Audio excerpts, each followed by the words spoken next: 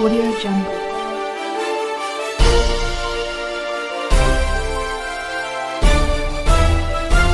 Audio Jungle. नाज़रीन programme KIT news में असां सां गॾु आहे यूसी पढ़नी जो चेयरमैन गुलाम मेहदी सिरोही साहब। अचो त हुन सां ॻाल्हि ॿोल कयूं। साईं अस्सलाम वालेकुम। वालेकुम सलाम। साईं असां तव्हांखे यूसी पढ़नी में खटण ते चेयरमैन थियण ते असां तव्हांखे मुबारकबाद पेश कयूं था। वॾी वॾी महिरबानी साईं। असां बिरादरियूं वॾियूं जेको हुयूं डंडण बिरादरी हुई ऐं जेको मीराणी बिरादरी हुई, चन्ना बिरादरी हुई, शेख हुया ऐं मुख़्तलिफ़ ज़ातियूं हुयूं। शर बिरादरी हुई, उमराणी बिरादरी हुई, जतोई बिरादरी हुई ऐं जेको आहे सो दुनिया बिरादरी हुई। इलाही इलाही जेको नंढियूं नंढियूं बिरादरियूं हुयूं जंहिं असांजो साथ ॾिनो, जंहिंजे साथ असां हीअ कामयाबी माणीसीं। महिरबानी सर। ऐं तव्हां सां जेके उम्मीदवार हुया उन्हनि जा नाला?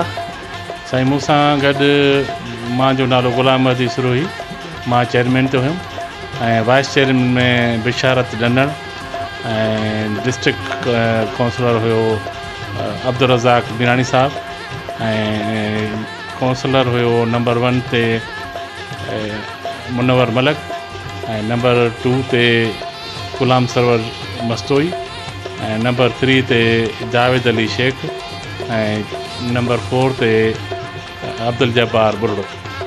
माशाअल्लाह।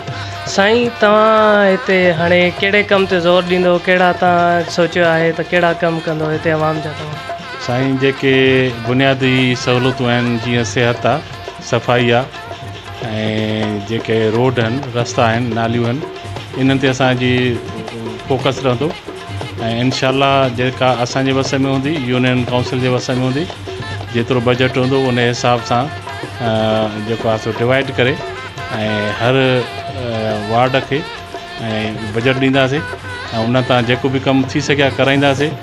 उन खां बाद MPA कोटा MPA साहब खां पंहिंजी कोटा मां कुझु वठंदासीं ऐं जीअं MNA कोटा आहे उन खां वठी करे इनशाअल्लाह जेके बि UC जा मसइला आहिनि कोशिशि करे हल कंदासीं। यूसी पढ़नी में कहिड़ा ॻोठ अची रहिया आहिनि? साईं UC पटणी में हिकु त वॾी पटणी वॾो ॻोठ आहे, नंबर 2 ते नंढी पटणी आहे ऐं उन खां पोइ जेका आहे सा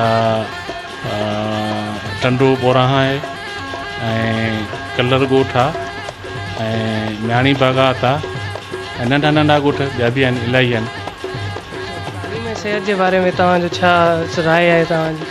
साईं तालीम त इनशाअल्लाह जिते वञूं पिया कंपेन में त उते असांखां सवाल कया पिया वञनि त स्कूल असांखे ॾियो, नंढा नंढा स्कूल, प्राइमरी स्कूल, त वधि में वधि असां कोशिशि कंदासीं त प्राइमरी स्कूल ॾियूं, जिते आहिनि त उन्हनि जी मरमत करायूं। ऐं साईं तव्हांजी यूसी पढ़नी जी आवाम लाइ कहिड़ो पैगाम आहे?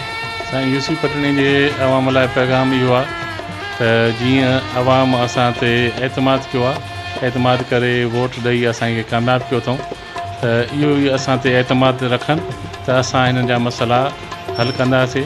जेके बि असांजे वस में हूंदा असां मसइला पाण हल कंदासीं। असांखां वधी विया अॻिते त MPA कोटा मां कराईंदासीं ऐं अञा अॻिते वधी विया त MNA कोटा में कराईंदासीं। बहरहाल असां यकीन कंदा असां ते त असां जेको आहे सो तव्हांजा कम जेके बि आहिनि कोशिशि करे पूरा कंदासीं। साईं वॾी महिरबानी। कैमरामैन राशिद गुल कांदड़े सां गॾु Arsalan Shabbir, KIT news. Audio Jungle.